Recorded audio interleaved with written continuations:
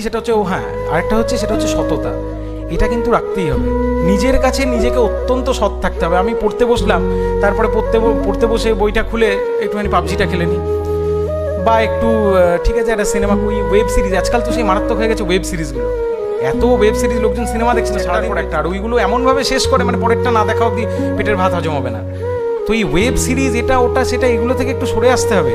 আর 2 বছর, তো 2 বছর কি 1.5 বছর 2 বছর, এই 2 বছর একটু ওই সমস্ত এই যত যা টান আছে এদিক ওদিক সব কাটিয়ে দিতে হবে এই 2 বছর, তাহলে সব হয়ে যাবে। ওয়েব সিরিজ দেখা যেতে পারে।